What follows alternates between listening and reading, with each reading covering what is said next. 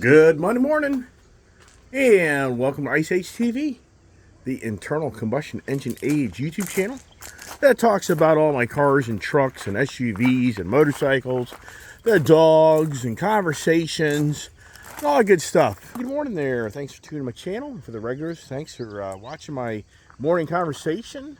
And wow, what a beautiful Monday morning. Beautiful Monday morning. Another week here upon us. How the days just pass so quickly. Look at the pond. That pond is just so cool. So nice. We hung out on the back deck last night. Just so nice and just a really nice evening. Come on, Pops. Looky here. I got my neighbor walking his dog up the street. That's going to be a problem. Here, Will. Looky here. Come on, let's go. That would be a major problem once you see that guy walking the dog. Come on, let's go. Come on, get in. Hey, come on. Come on. You guys were out. They were just out. Oh my gosh, look at all my trucks. I mean, am I a car guy or truck guy? I mean, come on. Maybe watch my channel. My Willow, he'll be the one who instigates everybody. Come on, let's go. Get these guys in the barn because that dog's gonna bark once and everybody's gonna go nuts. But look at my property. Look at all the vehicles. What do you think I like most? Cars or trucks?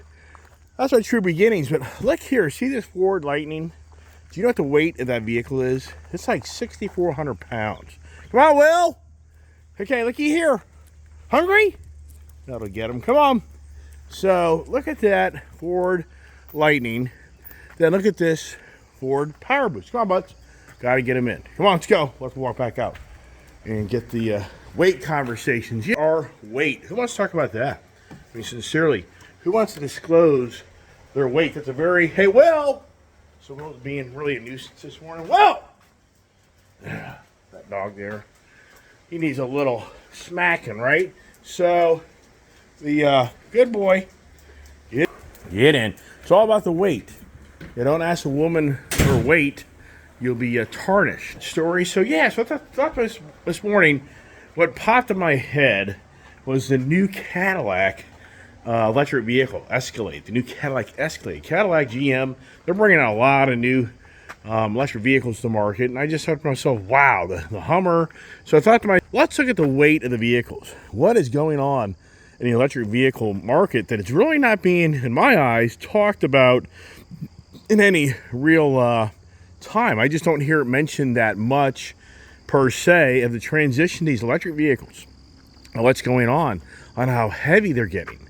So the Ford Lightning truck, it's 6,400 pounds. This is 5,000 pounds. So there's a 1,400 pound difference between these Ford trucks because of the battery pack. And you think to yourself, wow. So look at the dually here, even the Tremor truck. The new GMC Hummer weighs 1,000 pounds more than this truck right here. So this truck is about an 8,000 pound truck. The dually, they say the dually is probably about 8,400 pound truck. So for the GMC Hummer, those people who buy these vehicles, that vehicle is even heavier than this truck right here. Wow. I mean, you're talking 9,000 pounds empty. I'm not talking about gear. I mean, you know as well as I do, you take 4 people in a vehicle and gear, you better just add a good 800 pounds of maybe 1,000 pounds. So for the Hummer, that could be like 10,000 pounds. And if anybody's ever driven their vehicle across the property or whatever it may be, you know, wow, what plays out with that? But anyways, what a great weekend for me. Great success. I finally put the deployable steps on that F-250 truck. In fact, I should show you that. But here's the Harleys, and I thought that would be a great conversation about the weight as well, because the Harley presentation is that you now have a lighter motorcycle from the previous generation. So once again, it's all about the weight. And so let's see something here. Let's open up the Ford F-250 truck. And let me show you what I did. I mean, what a project. I put these rough country e-boards, is what they call them, and I did a whole how-to video, and I hope it helps other people. I tell you what, if you watch my video, I'm not so sure you'd even sign off on wanting to get these e-boards and put them on yourself, because it's a project. I mean, it's a 5-hour project, but it is nice when you walk up the truck and they do deploy. but it's still such a high truck. It's still a huge step to get in this truck. But the good news is I finally got those things put on. I bought those steps like 2 months ago. Then I had to go take care of my parents for close to a month, and the schedule, and then just never-ending projects. So, and these other steps, they're pretty heavy, but I think between the motors and that e-board, it's probably about the same weight, be my guess. Maybe a little less weight, maybe, because those boards are so light. So, excuse me, gotta get the morning coffee and all that good stuff going here, and I'm gonna be hacking and coughing as I'm talking on a YouTube channel. But anyways, the Harley Davidson Sierra Road Glide, this motorcycle is definitely lighter.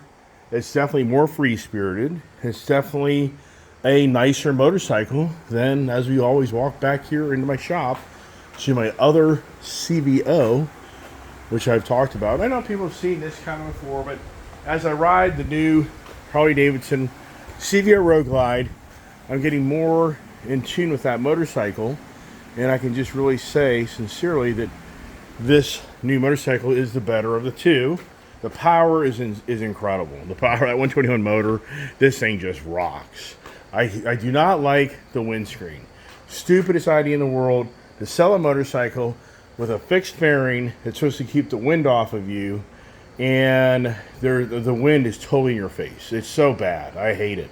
In fact, I would have preferred to have ridden my Indian motorcycle over here, where why Harley just won't cross the bridge and put in electronic windscreen to enable you to be able to adjust the airflow in your face. It just blows me away that Harley won't do it. They won't do it. They're stubborn as all get out. It's ridiculous. That is a huge difference as you go down the road, keeping the wind or having the wind in your face. Right there, this bike now is like my bike over there, where it's wind in your face. And low speeds, that's great, but not high speeds. Kids really loving the ST. So, wow, lots of choices. Lots of bike riding. We had a great day riding. And, it's incredible. The scenery up here in this the Maryland area is so nice to ride out, but the traffic.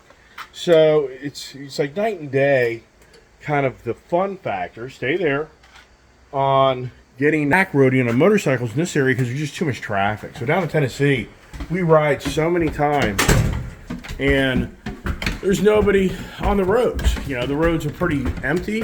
So up here, when we rode yesterday, it's constant traffic. It's constant borderline something happening. I mean, you just have incidents where somebody just about pulls out in front of you. I mean, it's just really, in so many ways, once you get exposed to riding the Smoky Mountains and riding in the Tennessee area, the difference of the fun factor is huge because of not as much traffic. And everybody in this area is always in a hurry. I mean, they're like that down there as well. But up here, it's just too much traffic. So yeah, if you watch my video, you'll see a lot of pretty scenery. We did some back roading, had a lot of fun. In that motorcycle, the Harley Davidson Road Glide CVO, it is so much. You just have a bike, you can just whip it around. So that's the thing about that new CVO. It is so easy to maneuver. The front inverted shocks. I mean, there's a lot of things Harley did on the plus, and there's also a lot of things on the minus. And I'm really blown away how they didn't put a different style wheel. I mean, it's just like, but it's all about cutting corners. It's all about making it all work. Everybody knows what that means. So anyways, yeah, the Cadillac is what spurred this conversation for me. And it's just about how heavy these new electric vehicles are. And for anybody that goes out and buys this new Hummer, isn't cognizant of truly how heavy this vehicle is. I mean, in so many aspects, the Hummer is going to be twice the weight in so many ways of the average SUV per se vehicle. Like the former Cadillac, I would guess that was probably a 6,000 pound vehicle. Maybe, I'm going to say conservative, the new Cadillac's 3,000 pounds probably 3,500 pounds heavier than the new electric vehicle. And what's going on is a no-brainer. The manufacturers are having to cram as many batteries in these cars as possible to get the range out of them so people will get interested in them. 150, 200 mile range on a car, nobody's interested in that electric vehicle. The 400, the 300 plus 400 mile range, that then gets people interested. And that's the new Cadillac, is supposedly 450 mile range. It's in perfect conditions of your driving habits once you start loading the car up. But anyways, the whole point is that the only way these manufacturers can accomplish this, which they figured out, is by just making these huge battery packs. The new Cadillac electric vehicle is going to be a foot wider than the existing Cadillac Escalade. A foot wider. It's the same platform. So GM is using the exact same platform of that new GMC Hummer for the new Cadillac electric Escalade in the new Chevy Silverado electric truck. So they're just using that whole infrastructure just to put a different body on it and different components by maximizing their expenses to be able to bring things that are affordable to the market, even though $120,000 Hummer, $135,000 Cadillac. My guess is the truck will be $100,000 by the time you option the Silverado out with the 200 kilowatt battery pack. And that's the thing. We're talking 200 kilowatt battery packs. Wow. I mean, just the weight on the road. These vehicles, anybody knows that drives around these areas where there's dump trucks or commercial trucks that use these roads all the time. You see how they just ruin these roads. And then the weight of the charging, to recharge the vehicle, the amount of energy that's going to be needed. You got to keep in mind, you're talking about the true beginnings of the electric vehicle: 50 kilowatt, 60 kilowatt, 80 kilowatt, 88 kilowatt. Ford thought they were badass bringing a 131 kilowatt F-150 Lightning truck to the market. Yeah, well, all of a sudden now we're at 200 kilowatt. So when does it go to 225 kilowatt, 250 kilowatt to get these miles even higher and higher? As these battery manufacturers struggle to, bring the product to the consumer that will then get more excited about buying the vehicle. And that's the thing. It's just like, I was at Baltimore Ford on Saturday, going over to check out the Ford Raptor R F-150 truck. And here we go. Am I that excited about the vehicle? Here's the downside. I drive an F-150 Lightning truck. For the record, that's gonna beat the Ram in the frickin' Raptor. It's gonna beat it. So I already have, in so many ways, a fast-ass truck. Yeah, it doesn't have the look, doesn't have the growl, but here's the challenge. When I drive that truck and I jump into something else, it's like, yeah, whip-de-doo. I mean, the F-150 Power Boost truck that I have, that thing, in my mind, in my driving experience, it has plenty of torque, plenty of power. And do you feel that F-150 Lightning's weight? Yeah, you do. Is it kind of a big vehicle? Yeah, you can feel it, but at the same time, that thing scoots down the road. So for me, it's like, yeah, you get that type of exhilaration, that inertia, that push back in the seat. That F-150 truck pushes you back in the seat. And then you go drive a Ram TRX and I nail it, and it's kind of like, it sounds cool. Drinks the hell out of gas, sounds cool. Well, whatever, it looks badass. The F-150 Raptor, I've had so many Raptors now, I'm not really excited. I'm just kind of bored of that body style. Ford has just kind of kept the same look to the truck, and it just doesn't really, I don't know, it's just not doing a lot for me. So, and too much money. It's just incredible. And that's another thing about the weight of these vehicles, is the weight of the price. You can find a lot of money to go buy these expensive vehicles. I mean, think it through. It's so ridiculous. It's so ridiculous where we are in today's society, in this country. The big guys are just abusing the hell out of pushing everything to being too expensive. I mean, they are. I mean, it's ridiculous. It's so expensive. The next performance Cadillac electric vehicle is going to be $250,000. I mean, Yeah, I mean, the rich are the rich. The rich are getting richer. I guess all these lotto winners are lined up to buy these cars. I mean, people are winning millions of dollars all the time playing lotto. So I guess, but at the same time, I think it's being abused. I think so much. Jim Farley, and in fact, they're having my good friend there, Dennis at Coons Baltimore Ford. He said they're having this week, I think, in Las Vegas, the big dealer Ford meeting. Got the cough this morning, man. Something's in my throat. Sorry about that. But the meeting, the dealers are going to get together and they're going to really hammer Jim Farley, supposedly, about the EV build-out that they spent millions of dollars at their dealership to sell electric vehicles that qualify to be an EV dealer.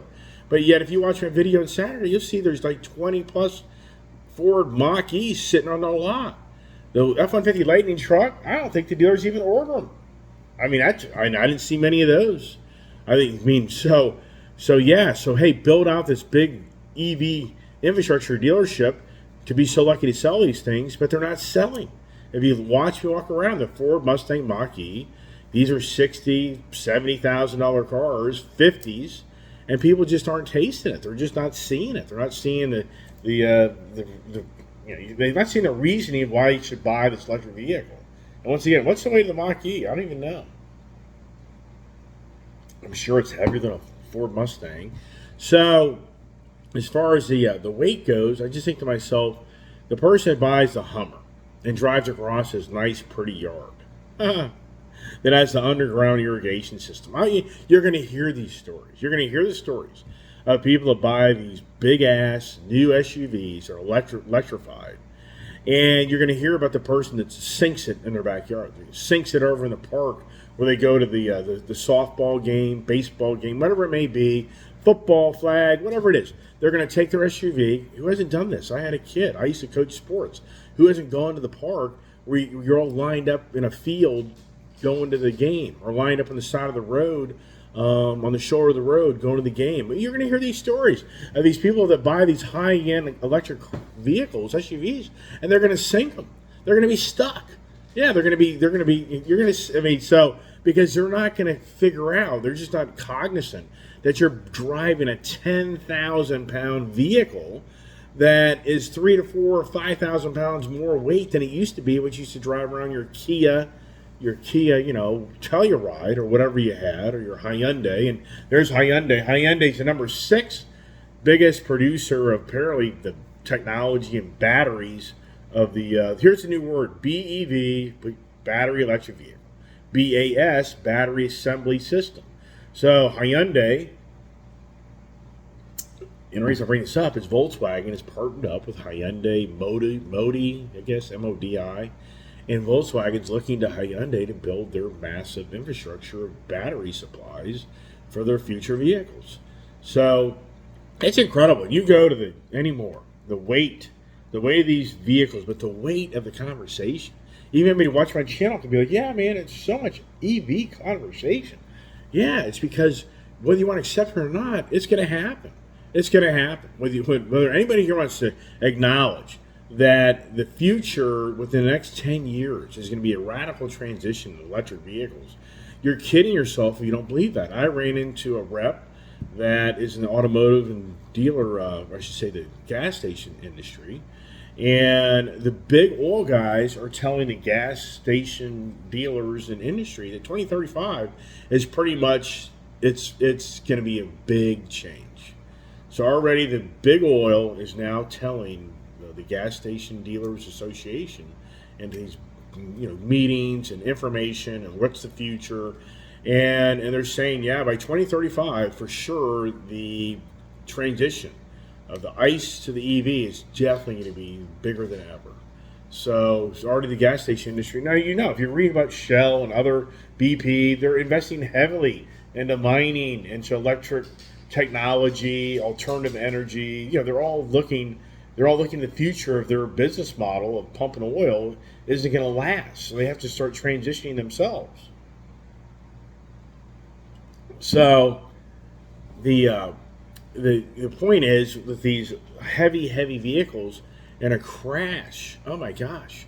Think about you crashing into a GMC Hummer then you're in your Mustang, you're in your SUV, your midsize, your Toyota Highlander, whatever it may be. You're going to have double plus weight hitting you. It's going to be, I mean, wow. And so now we go to even the midsize SUVs that are going to be electrified. I mean, so for all the tire manufacturers, think about this. What are I've already read about it. I mean, you're supposed to buy a specific tire rated tire for your electric vehicle because of the weight guidelines that's going to be required. So, but going back to the Jim Farley and what in his eyes he sees the future at, but now he's backtracking. And for the Ford product, for me, I think Ford is out of bounds because they're charging way too much money. What I understand is we have a city administration that was talking about Build Back Better in this country, Build Back Better. That the MAGA guy, Make America Great Again, didn't do it. You know, that was the big thing. And I think to myself, Build Back Better. I mean, I thought that the whole presentation was Build Back Better, which wouldn't you equate that to being a more reasonable economy? Meaning, I thought that the administration was anti-big business and anti-price controlling. And, I mean, it just seems like the total opposite's going on, that more than ever we're witnessing that big business more than ever is dominating this country's infrastructure of all the pricing, and everything is so expensive.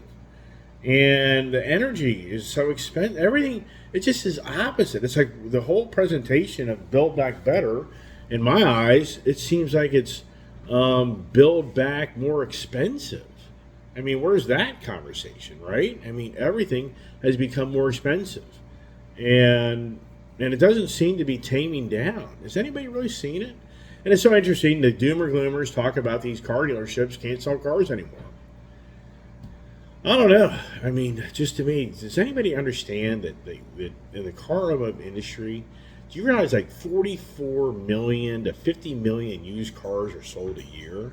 Do you realize that on a slow year, 14 to 15 million new cars are sold a year? I mean, sincerely, are you telling me that the 44 to 50 million used car sales are going to go to 20 million? Are you telling me that the new car sales is going to go from 15 million to 7 million? I mean, it's like these YouTuber guys that preach nothing but doom and gloom. It's not going to happen. Is there going to be a slowdown? Yes. Will the lights turn off? It's not going to happen. Not going to happen. It won't happen. It doesn't happen. Does anybody remember the cash for clunkers?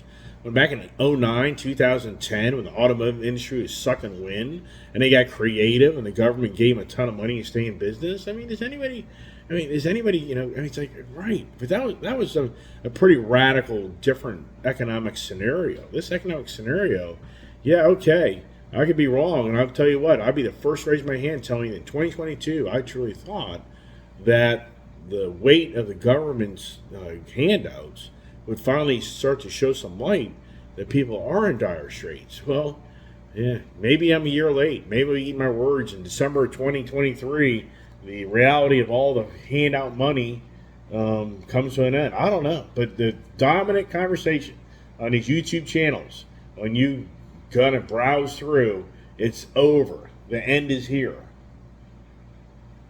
And I talk about that a lot. One reason I talk about that is just like go on my YouTube channel and I see other people posting videos. It's never ending.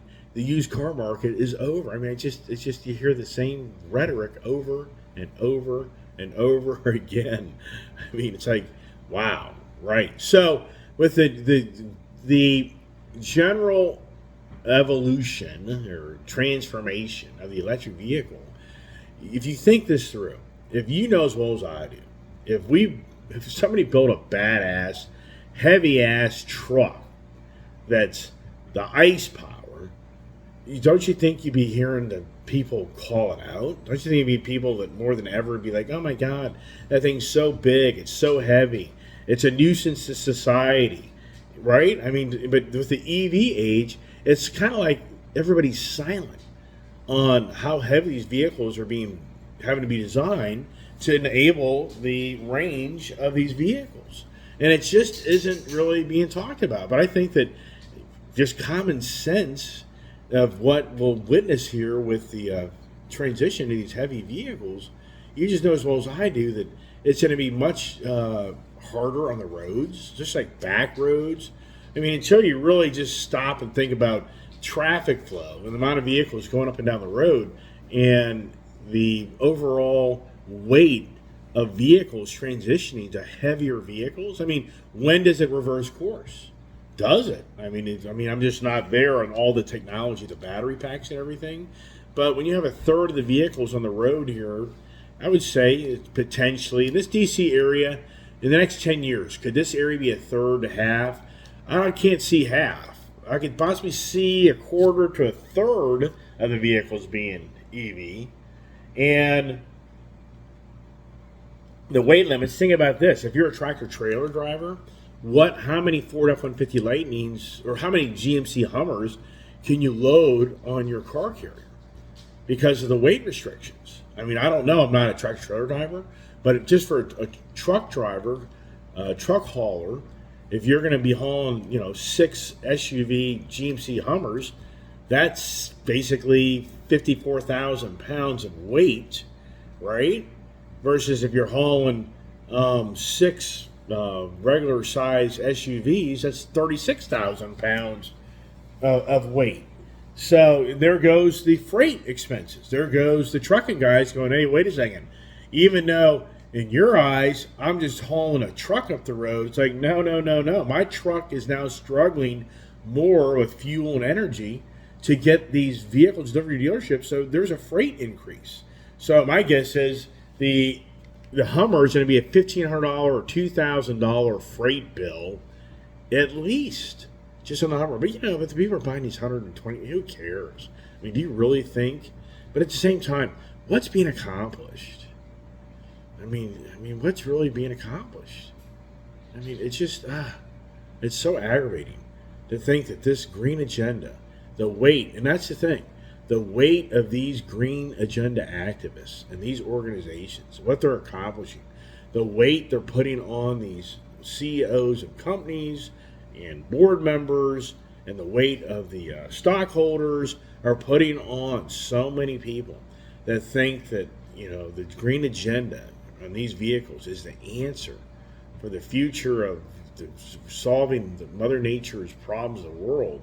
I mean, you know as well as I do, if you're a very high-ranking individual, the weight of this on your shoulders is huge. And what happens? What happens when you put too much weight on yourself? You fall. You fail. You cave. It's like doing squats. You maybe can squat 500. You can't squat 600. I mean, whatever it may be, your limit. And so that's what just eventually the weight on these, these leaders cave in and they fall and they give in to the agenda. You go to these car shows, you watch my car meet, it's incredible, the passion for the vehicles that we own. It's incredible. I hear there's a lot of talk behind the scenes before I even show the video or after the video. So, because the video just gets way too long. But I mean, it's just like the gentleman that bought that Scorch Camaro ZL1. He spent like a few years looking for that car. He was so addicted to finding that car. If you heard his story and how he finally found that car in Alabama, and he actually got $1,000 off during the pandemic in 2021.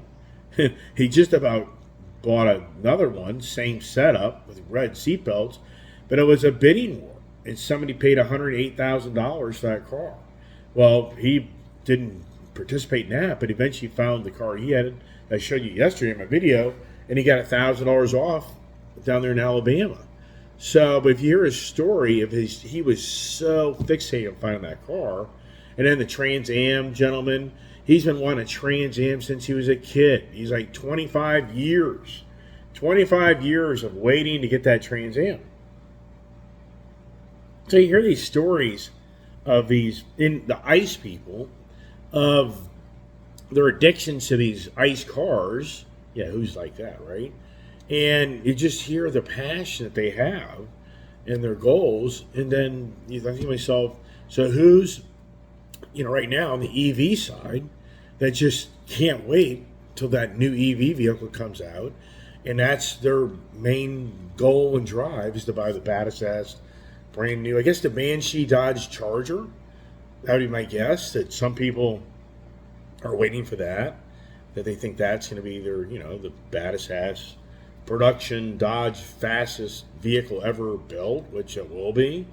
Yeah, I mean it's no doubt. So who's on that path on the EV age? Then what's the weight of that car? I haven't even looked that all up. When's that hitting the market? Is that hitting next year or 2025? I'm not even real sure. Stellantis and Jeep and Ram and Dodge, for the most part, they're the last ones to the table, really bringing the EV product to the market. And it's so, this guy, Carlos Tavares, I think is his name, he's borderline, I think in some ways, not overly excited about the green agenda, but he knows he has no choice. All right, hey, I'm going to wrap it up with that. And hope everybody watched my video over the weekend and saw us kind of having some fun in the Ford Raptor R. And I didn't get to drive it. I thought for sure, here's the thing. I'm not going to go tell a dealership how to run their operation. But there's a key guy there. If I really looked at him and said, really? Can I really? I just didn't do it. Should I? I could have. But then you've got the other guys in the back end that feel like the head guys overriding them. And they just kind of get irritated about that stuff. So I just didn't do it. And those guys, I'm not the type of guy to take that Raptor R and just drag it out. I wouldn't do that. I would drive it. But it's probably better I don't drive it. Because here's the thing. If I drove it and it was really fancy-dancy, then I'm just hell-bent. I now want to get one of those. So I need to do that. So anyways, everybody, thanks for the Monday morning conversation. Yeah, long weekend. Am I dragging? Am I getting re-energized after that frickin' Saturday 5.5 hours, 6 hours between setting everything up, then doing the deal, and then cleaning everything up? That was a 6-hour project for the most part of finishing doing those rough country e-board steps. Wow. Yeah. I knew that took some time to get motivated for that. But that weight is off my shoulders now. So anyways, everybody, thanks for watching my channel. Well, what's next? Who knows? Just too much going on. Monday morning. Who doesn't have the Monday morning, right? Routine, getting going, getting motivated. Yeah, you want all this. So anyways, thanks for watching my channel. Stay safe. God bless. Stay tuned. Have a great day.